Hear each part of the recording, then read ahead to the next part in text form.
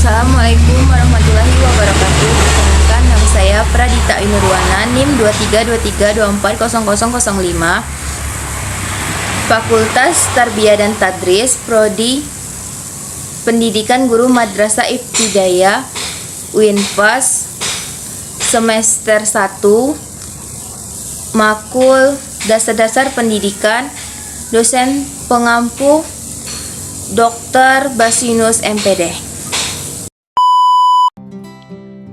Baiklah teman-teman, di sini saya akan membahas materi yang berjudul Perkembangan dan Pembaharuan Pendidikan.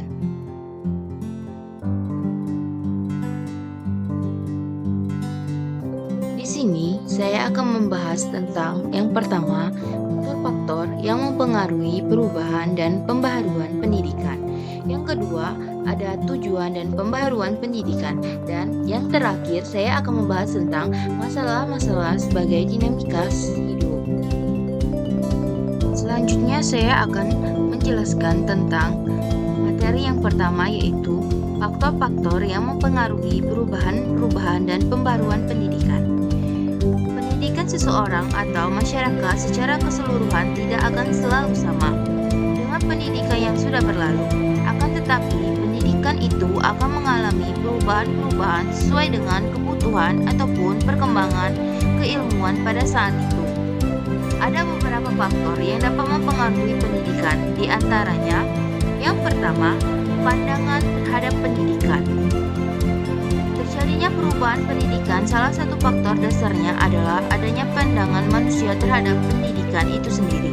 Adapun usia pendidikan pada hakikatnya sejajar dengan usia manusia sendiri. Manusia yang mengalami pendidikan yang baik dan teratur sejak kecil, ia akan menjadi manusia yang dewasa. Sejak kelahirannya, manusia sudah memiliki potensi dasar yang universal, di antaranya yang pertama, kemampuan untuk membedakan antara baik dan buruk. Yang kedua, kemampuan untuk berhubungan dan kerjasama dengan orang lain. Yang ketiga, kemampuan dan kebebasan untuk mengembangkan diri sendiri sesuai dengan pembawaan dan cita-citanya.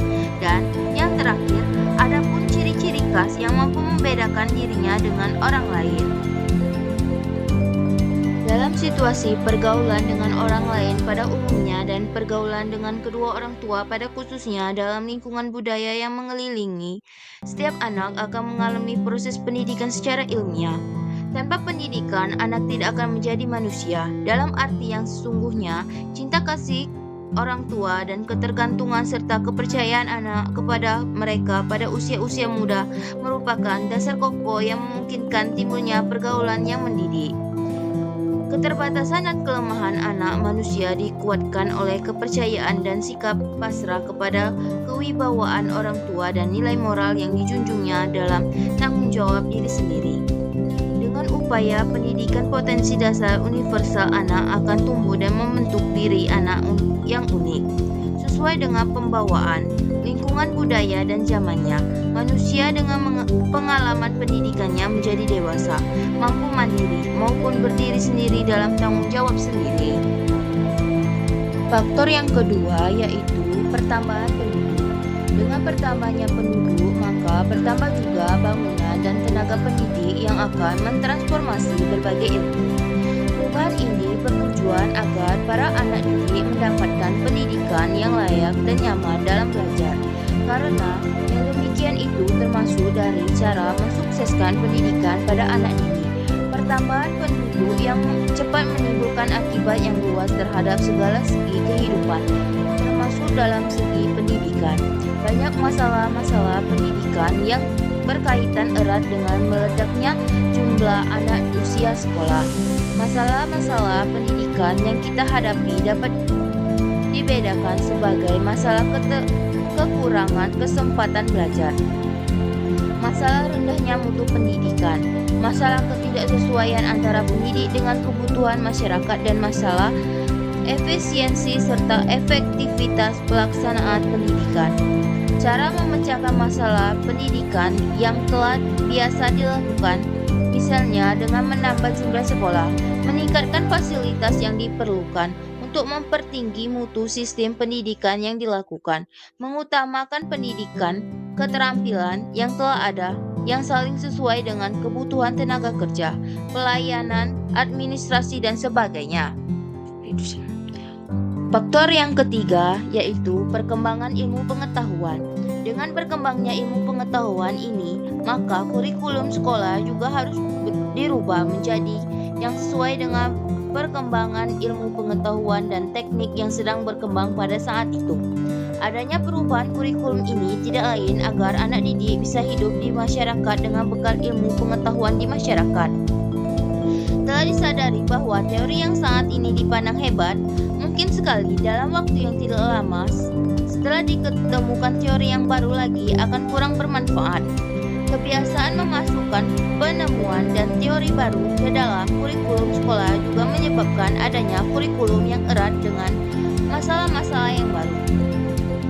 Jika saja kurikulum tidak dirubah, yakni dengan menambahkan kekurangan dan menghapus pelajaran yang tidak sesuai dengan kemajuan ilmu pengetahuan, maka itu bisa mengakibatkan ketidakmampuan anak didik di luar sekolah, hingga akhirnya anak didik tidak bisa mengikuti dan menguasai segenap penemuan baru dalam dunia ilmu.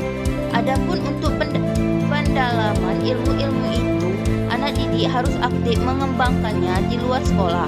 Maka, tidak salah kalau ada orang yang mengatakan bahwa kurikulum sekolah tidak harus selalu berubah dengan adanya perubahan atau kemajuan ilmu pengetahuan.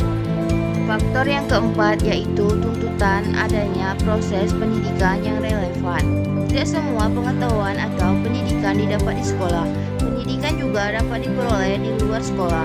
Dengan demikian, anak didik yang ingin memperdalam ilmu yang tidak diajarkan di sekolah, ia harus mempelajarinya di luar sekolah. Sebagai contoh, kita tidak diajarkan bagaimana cara mengembangkan karir, bagaimana cara memilih pasangan hidup, bagaimana cara menahan kesedihan ketika musibah menimpa kita, dan masih banyak lagi ilmu-ilmu yang tidak diajarkan di sekolah, sedangkan keadaan menuntut kita untuk mempelajarinya. Selanjutnya, B. Tujuan pembaruan pendidikan. Pembaruan pendidikan sebagai perspektif baru dalam dunia kependidikan mulai dirintis sebagai alternatif untuk memecahkan masalah-masalah kependidikan yang belum dapat diatasi dengan cara konvensional secara tuntas. Jadi, pembaruan pendidikan dilakukan untuk memecahkan masalah pendidikan dan menyongsong arah perkembangan dunia pendidikan yang lebih memberikan harapan kemajuan lebih besar.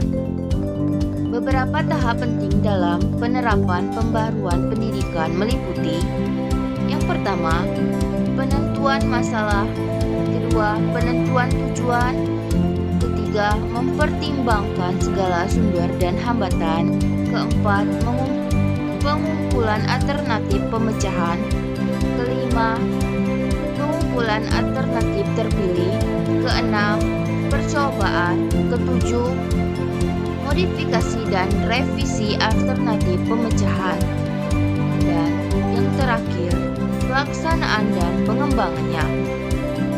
Sejarah kehidupan manusia dapat dibedakan menjadi 3 tahap, yaitu yang pertama, periode manusia masih menggantungkan diri kepada alam sekitarnya dengan usaha menyesuaikan secara mencoba.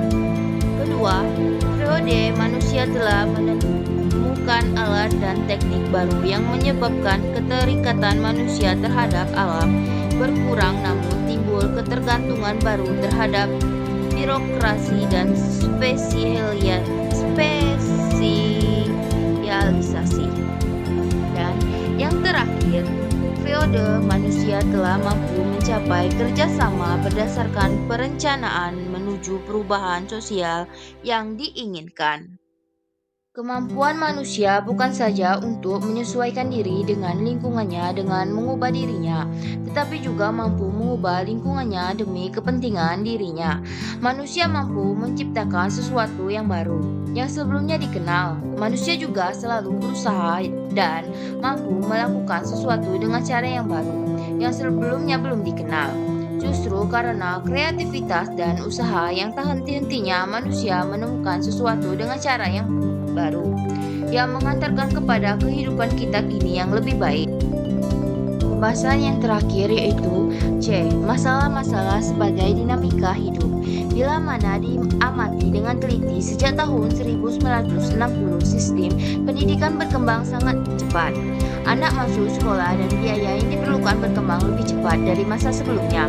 Pendidikan menjadi usaha besar. Dari tahun 1950 sampai 1960, pemasukan anak ke sekolah dasar di seluruh dunia bertambah 50% lebih dan untuk sekolah menengah lebih dari 100%. Sejak tahun 1960, murid di sekolah-sekolah formal terdapat 2 kali lipat.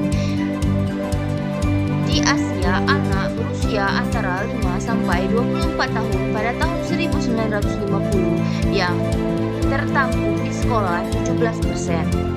Sedang pada tahun 1965 berkembang menjadi 31%, hampir 2 kali lipat.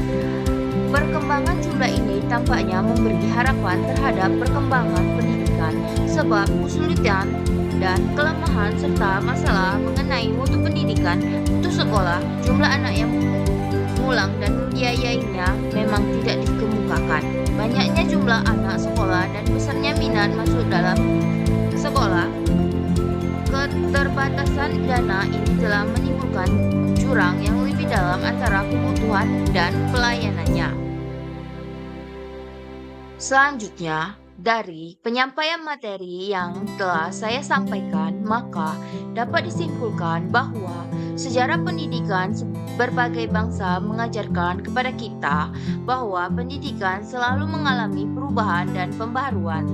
Adanya perubahan dan pembaruan ini terjadi karena adanya beberapa faktor seperti pandangan manusia terhadap pendidikan yang selalu berubah dengan berjalannya waktu, pertambahan penduduk yang membutuhkan lebih luas lagi sarana dan prasarana sekolah dan para pendidiknya, perkembangan ilmu pengetahuan yang selalu maju sehingga anak-anak didik tertuntut untuk menguasai berbagai ilmu yang berkembang di masanya agar supaya anak didik mampu mengikuti dan menguasai segenap penemuan baru dalam dunia ilmu dan tuntutan adanya proses pendidikan yang relevan. Adanya perubahan atau perkembangan dan pembaharuan pendidikan bertujuan agar pendidikan bisa merata ke seluruh masyarakat. Mutunya bagus, efektif, relevansi, dan efisiensi. Tujuan-tujuan ini bisa terrealisasikan jika tahap-tahapan penting dalam penerapan pembaharuan pendidikan seperti penentuan masalah, penentuan tujuan, mempertimbangkan segala sumber dan hambatan, pengumpulan alternatif pemecahan, penentuan alternatif terpilih, percobaan, modifikasi, dan revisi alternatif pemecahan, pelaksanaannya dan pengembangannya bisa dilakukan dengan baik. Baiklah, itu saja yang dapat saya sampaikan dari materi saya. Lebih dan kurang saya mohon maaf. Wabillahi taufiq wa hidayat. Wassalamualaikum warahmatullahi wabarakatuh.